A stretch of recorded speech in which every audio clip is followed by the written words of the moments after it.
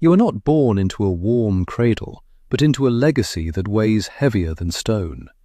It is 1951, and you are the eldest daughter of Cygnus and Druella Black. The air in your home does not smell of milk or flowers.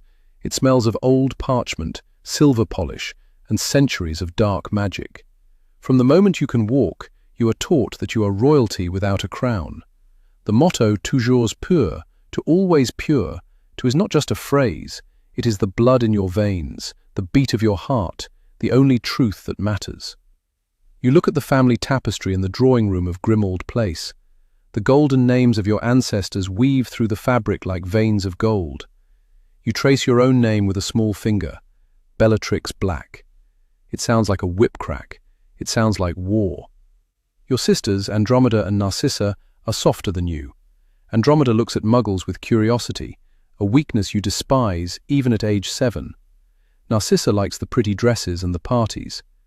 But you like the power. You practice your posture in the mirror until your back aches. You learn to look at house elves not as living beings, but as furniture that breathes. Cruelty is not a flaw in your world, it is a tool. Empathy is a disease of the weak.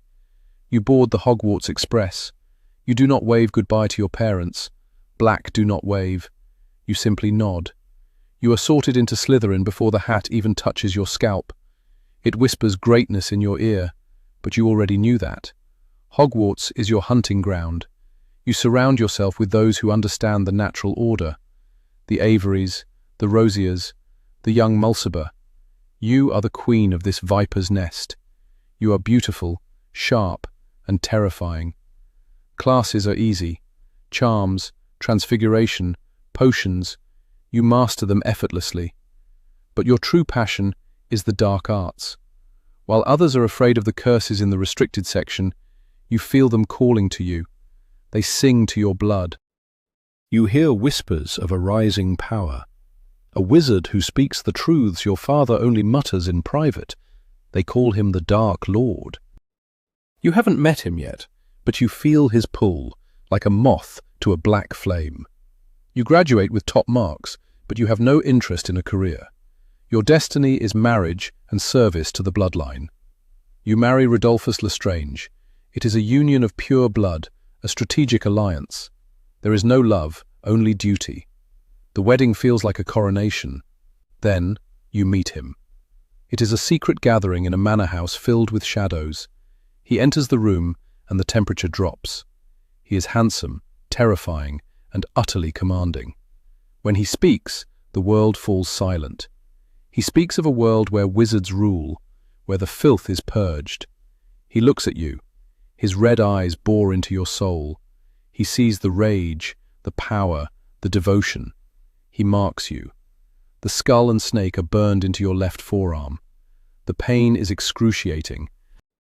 But you do not scream. You smile. You belong to him now. The 1970s are a blur of green light and screams. You become his best lieutenant. You are no longer just Bellatrix Lestrange. You are a weapon. You hunt down blood traitors. You torture auras. You revel in the chaos. You learn that pain is an art form. The Cruciatus curse becomes your signature. You don't just cast it, you mean it. You have to want them to suffer.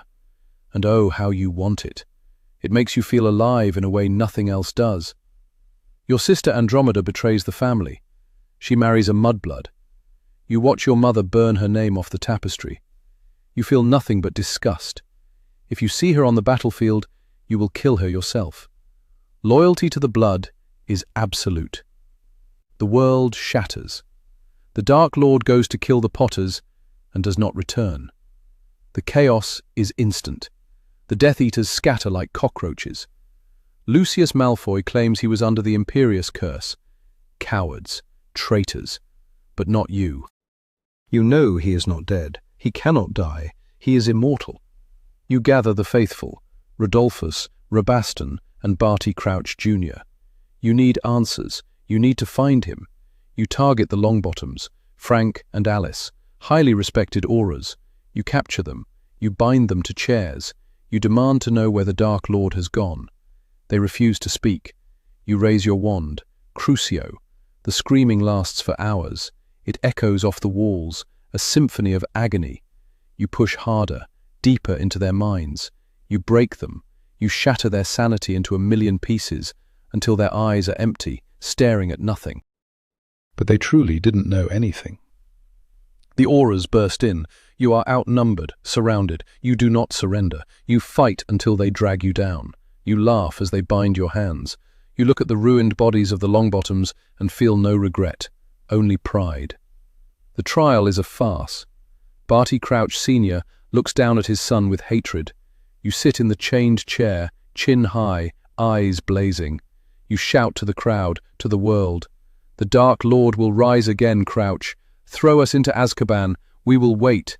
He will rise again and come for us. He will reward us beyond any of his other supporters. Azkaban.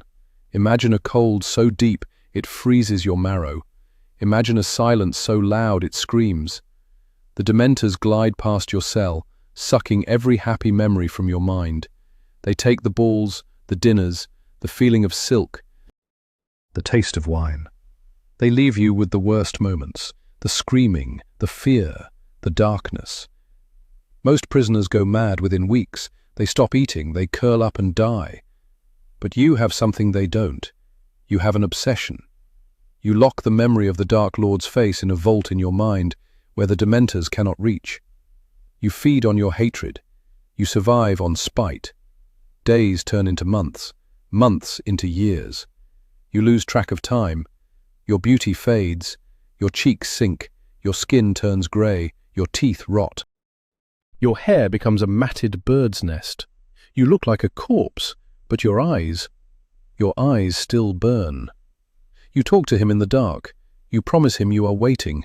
You hear the screams of your fellow Death Eaters. Some beg for mercy. You scream at them to be silent. You are the faithful one, the only one. 14 years.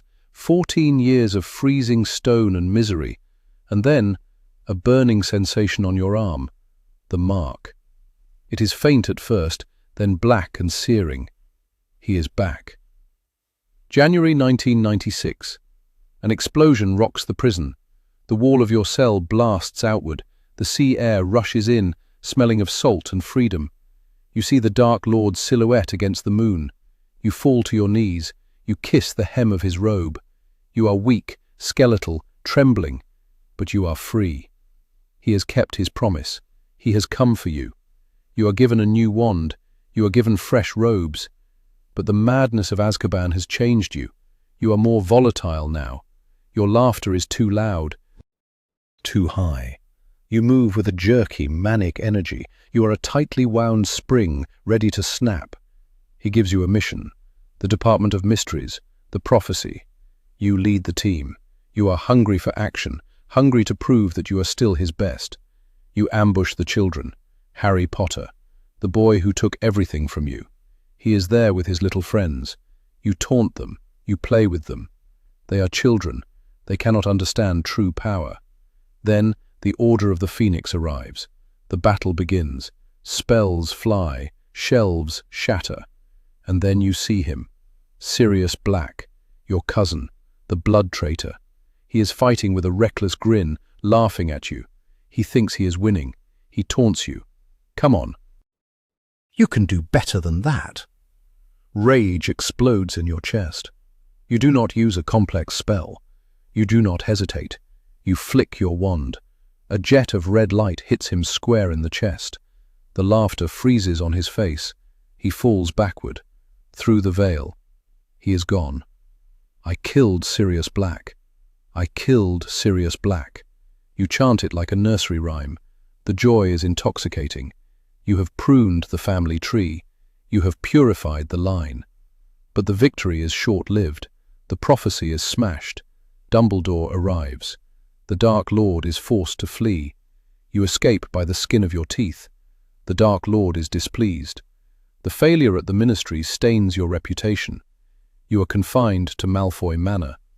Your sister's home becomes a headquarters, but it feels like a prison. The Dark Lord takes over the house. He humiliates Lucius. He terrifies Narcissa. You try to be proud, But you see the fear in your sister's eyes. You tell yourself it is necessary. Weakness must be purged. He gives a task to your nephew, Draco, to kill Dumbledore. It is a suicide mission. Narcissa comes to you, weeping. She begs Snape for help. You force Snape to make the unbreakable vow. You do not trust him. You never have. He is a half-blood, a spy. But you witness the bond. Summer, 1997. The Dark Lord grows stronger. You hunt for the boy. You snatchers bring captives to the manor. And there he is. Potter. Disfigured, swollen, but you know those eyes. And with him, the mudblood Granger and the blood traitor Weasley. They have the sword of Gryffindor. It was supposed to be in your vault at Gringotts. Panic seizes you. If they have been in your vault, if they have taken his cup, the Dark Lord will kill you all. You lose control. You throw the boys in the cellar. You keep the girl. Crucio. You carve the word mudblood into her arm. You want answers. You torture a child because you are terrified of your master. She screams, and it sounds like music. But beneath the music is the drumbeat of your own terror. They escape. Dobby, the elf, betrays you. He drops a chandelier. You throw your knife as they disapparate. You hit the elf, but they are gone. You stand in the wreckage of the drawing room. You know punishment is coming.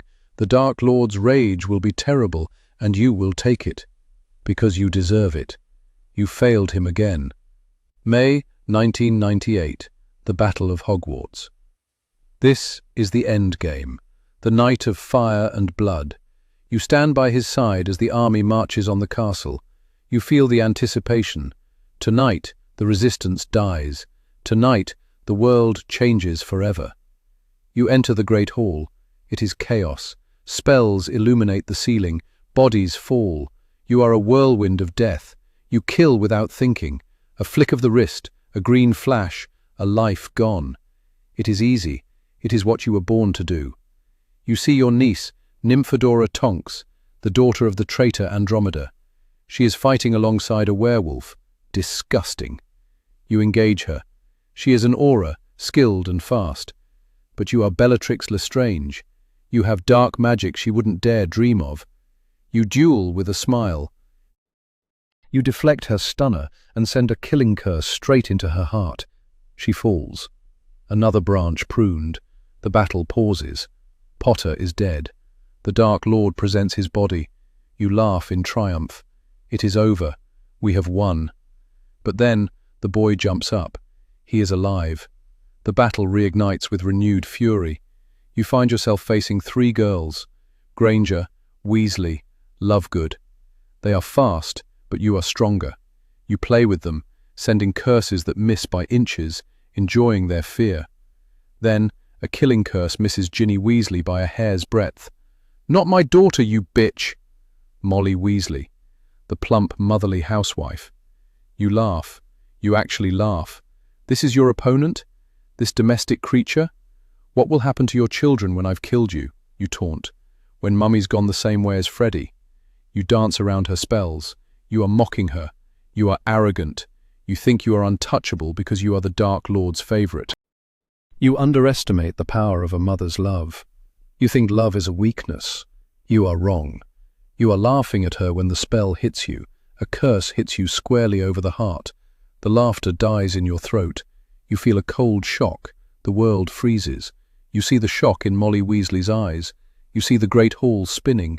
You realize, in that final fraction of a second, that he is not looking at you. He is fighting Potter. You are dying, and he does not even turn his head. You fall backward. The stone floor rushes up to meet you. The darkness closes in. Not the darkness of the Dark Lord, but the true, final darkness. You were Bellatrix Lestrange. You gave everything. Your youth, your beauty, your sanity, your soul. You burned the world for a man who could not love you back. And in the end, you are just a body on the floor of a school hall. The pure blood spills just as red as the rest. But even as the light fades, as your heart stutters its last beat, you do not regret. You would do it all again. For him, always. The void takes you. Silence.